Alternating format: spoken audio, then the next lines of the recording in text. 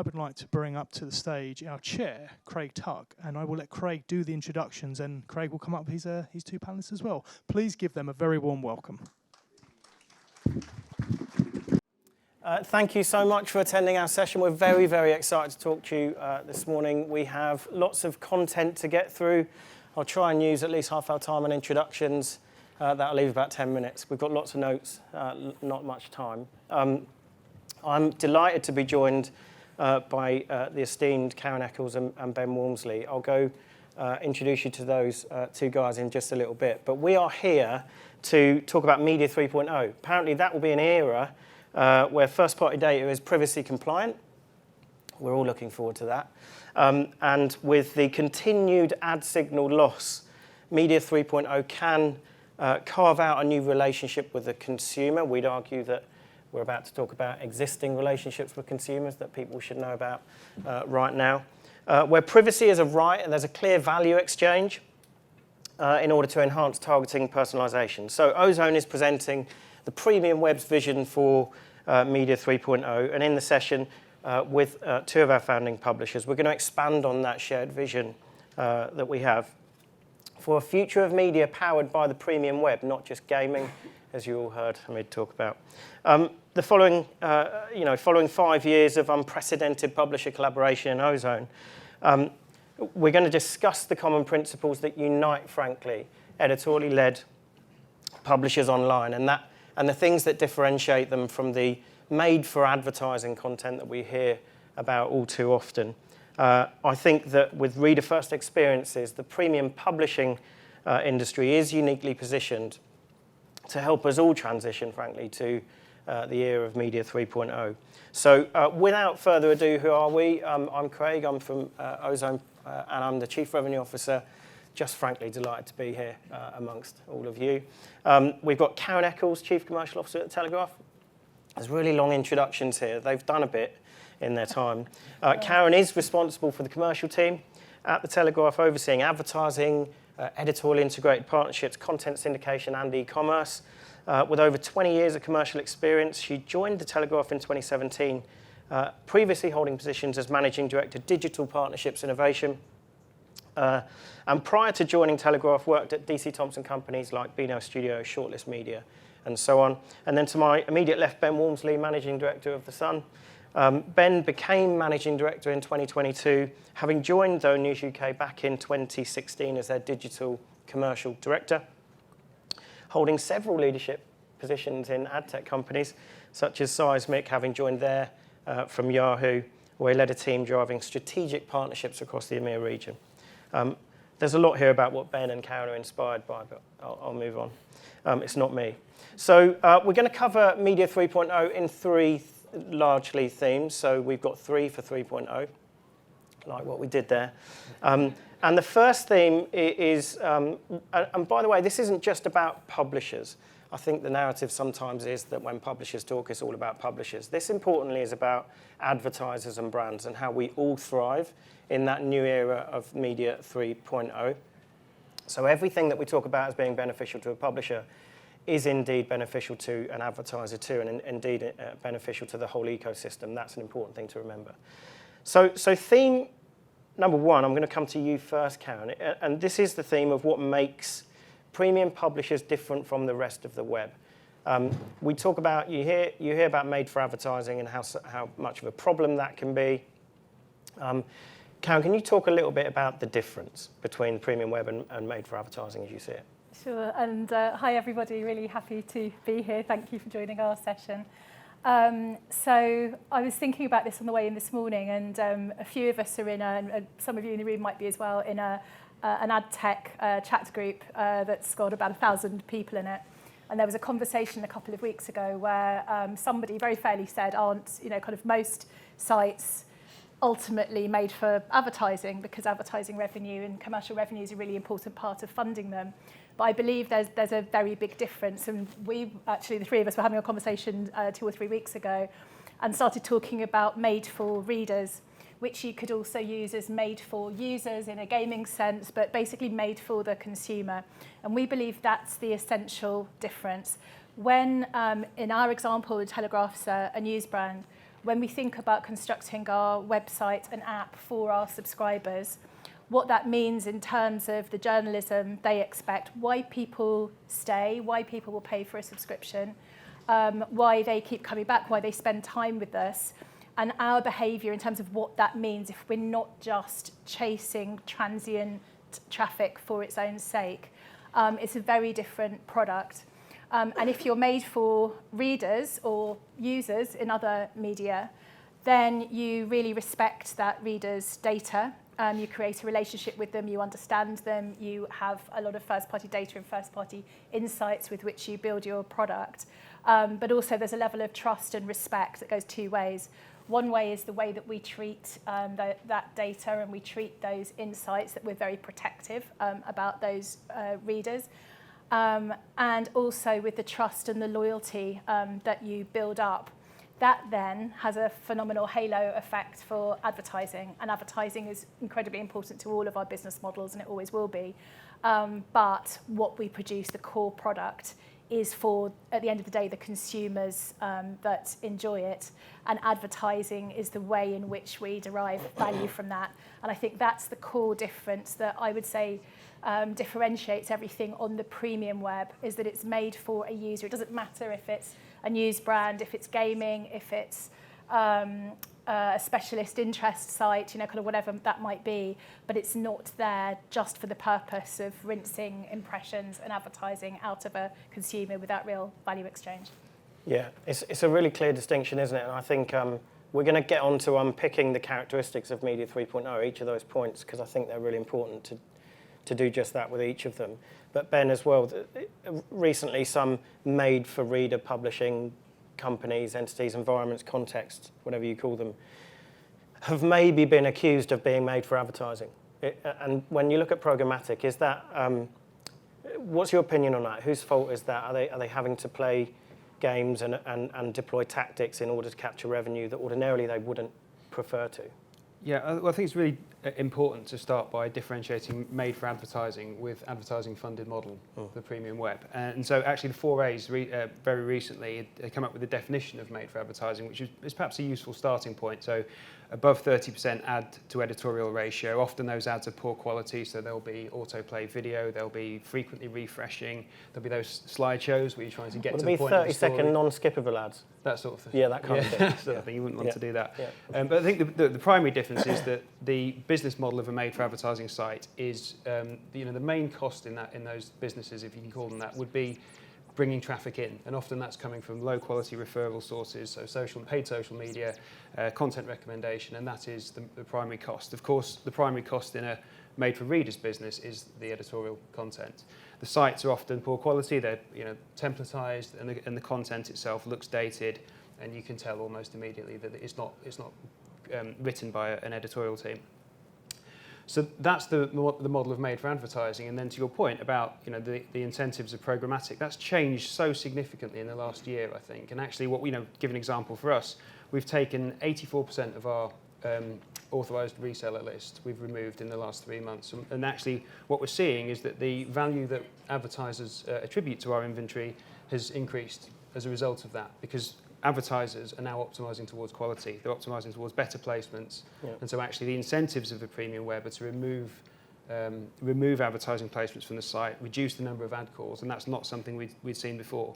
So I think, look, the incentives around the premium web are changing, and it's the right thing to do, both financially, but also, to your point, creating a better experience for the reader, and then the advertising money will follow, because it's a better experience for the advertiser. Yeah, I think there's a massive societal impact if we don't define premium web better from the rest of the web, in that it's a pretty dangerous world that we live in, where very few who have the means with which to pay for content can access the investigative journalism, the journalism that holds power to account, and the majority that then have access to love AI land content and clickbait. It's quite a dangerous society we live in if and when that happens. We could go on and get stuck on that point alone, but I won't. Theme 2 is how well placed are premium publishers to thrive in Media 3.0. And as I said earlier, it's not just about publishers thriving. It's about this beloved industry of ours thriving. It's about advertisers thriving and consumers as well feeling safe and informed. as well. There are various characteristics of Media 3.0, as people have explained. So with broad industry examples, or to cover a touch on each point for both of you, the first one here is relevance and context. You know, how important is that? Is that more important than ever? Maybe Karen, your thoughts on that? Yeah, sure. So I don't think the importance of context ever went away, but I think it was forgotten at some points. There was a kind of a scramble and a kind of a huge race for scale at almost any cost that happened, and our feeling is that the pendulum's kind of swinging back to a middle point. What we've seen, and obviously we've got quite a specific business model for those who don't know, for Telegraph, we've pivoted to being a subs first model 5 years ago. But everything isn't behind the paywall, to Craig's point earlier. There are news stories. About 85% of our page views actually happen outside the paywall, although a lot of the kind of, it's expensive investigative journalism does sit behind it. But we've seen a change in the type of investment, particularly on digital, that we get. So digital direct and programmatic guaranteed, traded with our team. Partnerships is in massive double-digit growth, nearly triple-digit growth this year. And I think that's really, brands really wanting to tap into the power of those contextual and, kind of relevant placements. And it's more than just, kind of keyword targeting. It's about being able to really be embedded in, for example, for Telegraph Travel, be embedded within our tone of voice, that credibility. And what we know is that on made-for-reader or made-for-user sites, that credibility transfers to much more effective campaigns for advertisers as well. And then thinking about trading programmatically, the way that you're able to target via the Ozone being able to reach premium web publishers, deduped mass audiences at scale on sites that are genuinely made for readers and therefore are brand safe, whatever's happening in the world, and where context is decided and determined based on the use of first-party data and that direct connection with the publisher, versus the temptation of the long tail of the web and kind of all of those horror stories we hear about where ads are placed. We're really hopeful that we're seeing the kind of movement of investment coming back up the funnel, whether it's via Ozone or with us direct, but definitely a very different direction of travel to the one that we were seeing a couple of years ago. Yeah, absolutely. We've only got 6 minutes, so I'm going to skip on to the next section, if I may, Ben. There was some IPA Newsworks research recently around trust, and it talked about I'm not going to mention which platforms that scare the life out of me currently as the content I see on them, but there's a rise in misinformation, a rise of just untrue facts, fake news and so on that I think we're all exposed to and would probably rather not be. And the research proved that about 74-75% of people are turning to premium web, premium publishing in order to verify what they're seeing is true or not. Can I trust this? Is the context a fair one? So for me, that's a key example of the interaction the premium web has with its reader. Any other examples, Ben, that you can think of, or how important is interactivity for premium web? Yeah, it's crucial. It's something that the premium web publishers certainly, but all of the premium web have the opportunity to interact with their readers. I think, it's to the point Karen made at the start, there's that bond between the reader, the user, and their choice of media. And so, for us, for example, that would be in the form of, a simple example would be polls. So we'll have polls on our sites where we'll ask people to react to a story and ask their opinion. Of people like being asked their opinion, to have a tendency to interact with that. We'll then ask a commercial question to follow up, and people have a very high propensity to answer that as well. Again, the sort of people enjoy being asked their opinion and contributing to something, but it may be in the form of a subscription or a clearer value exchange. Anything which is encouraging people to share a little bit of their data, have a better understanding of the value that's being generated, and being willing to share that in return for something. So I think all premium media are very well placed to do that. Do you both? So privacy as a right is another characteristic, and do you both see I mean, obviously there's probably a benefit for you, but a benefit to the advertiser in how serious, or actually you've always taken it serious, the perception is that you haven't, but how controlling the asset that is that reader's personal data, their privacy, that value exchange as a result. Are you seeing an uptick in sentiment? Are readers reacting better to the fact that you're taking that seriously, controlling the leakage of that data, would you say? Yes. Yes. Anyone? Yeah, I mean, look, the data needs in Media 3.0, data that's owned by the advertiser, the publisher, or the reader should be sovereign and should be within the control of those parties, and that hasn't been the case. So one of the characteristics of Media 2.0 has been broadcasting, spreading data, for it being modelled further downstream without any sense of control over where that data is being used. And we're seeing, so many cases of this at the moment. So the AOP example, you may have seen them rallying about the use of publisher data where verification companies, in that case, were scraping the content of a publisher site for a legitimate purpose and then using it for a different purpose. You've seen that in image rights. So there's some case precedent there. AI is about to create an explosion of debate around who owns that level of IP. And then there's tightening consent. Legislation, privacy legislation. So all that really, I suppose, represents an opportunity. But the principle that needs to be upheld as we build this sort of next iteration of the media landscape is that data is owned by the parties that originally generated it and should only be shared, and particularly should not be modelled further downstream without the consent and knowledge of that party. Yeah. And Karen, that's an opportunity, isn't it? Once the reader understands that value exchange, you have a special relationship with people who subscribe and attend events and so on, and invest significant sums of money in their relationship with the likes of the Telegraph. That's an opportunity when we talk about advanced data, advanced analytics, better monetisation, better addressability for advertisers. That's a huge opportunity, isn't it? Absolutely. So, and I think it comes back to thinking about what the outcome is, and not kind of proxy metrics in the middle, but what are we really trying to achieve? And if we think about, I love the word that Ben used, which was kind of data as sovereign. And if we think about the really smart work that publishers and advertisers and agencies can do together, if we start thinking about the huge value of data and the insight that premium web publishers hold about those users, and then the creativity, what we can deliver, the end outputs of campaigns that are based on those foundations, brilliant first-party data, insight and targeting, the results that we see are 5-6 times what we would have seen in kind of our kind of previous business model 5-6 years ago. But I'd have a challenge to brands that it can be quite difficult to have a conversation where it feels safe to be targeting based on first-party data, kind of modelled out to a reasonable extent.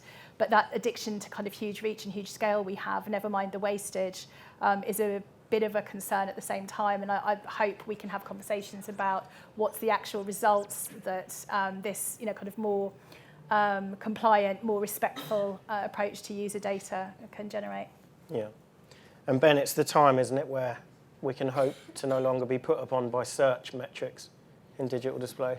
Surely. Absolutely. Well, this is our opportunity, isn't it? Yeah. So media, again, 2.0 has been characterised. Started with search, I suppose. If we look at the definition of 2.0, the rise of internet as an advertising channel, and we took the metrics of search and have used them throughout the era of media 2.0. But that's changing now, and we're starting to see more sophisticated measurements that take into account context, that take into account attention. And I think that's the foundational capabilities for better understanding and valuation of media and that reader relationship as we move into the next generation. As I say, I even went on ChatGPT and looked for definitions, and I've got lots of information that I won't take you through because we've not got time. But we're close to the end. The final theme was the need for more collaboration in Media 3.0. Like it's a given, isn't it? More collaboration means a better future for publishers, consumers, advertisers, the ecosystem as a whole, doesn't it? Absolutely, and I think we see each other as peers, whereas maybe 10 years ago, kind of the industry that might have been quite different. But I think the opportunity for collaboration is there, and we're all on the publisher side very open to it. Yeah. It would be interesting to look at more collaborations between ourselves with what we can do for advertisers, and especially in the creative space, I think. Yeah. Looking at using this amazing kind of massive data and insight that we have to deliver better results. I'd like to see better collaboration on sustainability. I think it's overlooked. I think we've got a lot of work to do as an industry, and I think it requires all parts of the industry coming together. And I think, so it absolutely, Media 3.0 will require better collaboration than we've seen so far, and I'd like to start there. Absolutely. And I think from Ozone's perspective, we're focused on, I guess, helping advertisers, helping agencies distinguish premium web from the open web. I think that's a really important role for us to play in, bringing it back to the top table, proving its incrementality on other channels. But sustainability is a whole separate session probably for us to unpick. But we haven't got any time for any more. Apologies. Thank you so much for spending time with us this morning. I don't often get to spend time with our founding publishers, so it's been really great for me as well. Thank you, and thank you again.